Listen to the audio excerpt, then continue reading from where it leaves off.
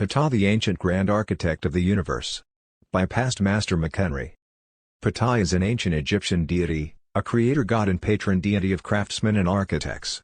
He is also associated with Freemasonry, as a conception of God that represents the deity neutrally in whatever form and name each member may individually believe in. He is often called the great architect of the universe, as he shaped the gods, the cities, the provinces of Egypt, and all things of beauty from his thoughts. He was the chief deity of the city of Memphis, and with his wife Sekhmet and son Nefertum, formed the triad of Memphis gods.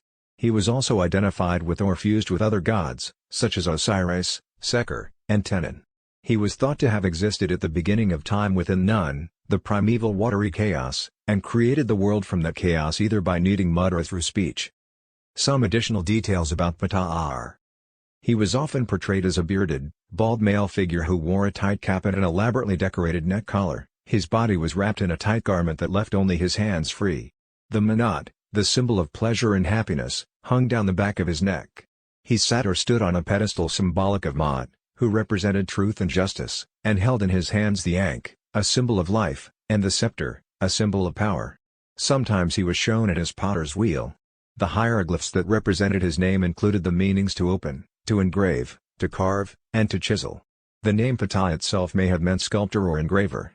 According to one text, Ptah was the father of Atum, who later became the sun god Re. The Egyptians believed that Re would originate thoughts.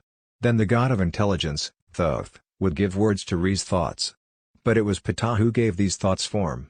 Ptah was assisted by Ma'at, goddess of truth and justice, and by the god Khnemu, who shaped humans on his own potter's wheel.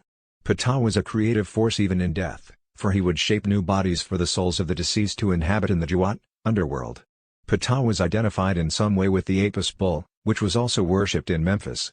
This bull was thought to be the incarnation of Ptah during its life, but when it died, it assumed the identity of the god Osiris and was called Serapis. Ptah was also thought to have absorbed the qualities of a pre-dynastic god named Tenon, and this combined form was usually depicted as a human male with a crown of ostrich feathers, holding a scimitar. Occasionally Ptah was shown with the seven wise ones, beings who came from Re's tears and took the form of hawks. The seven wise ones, along with Thoth in his role as scribe, ruled over letters and learning.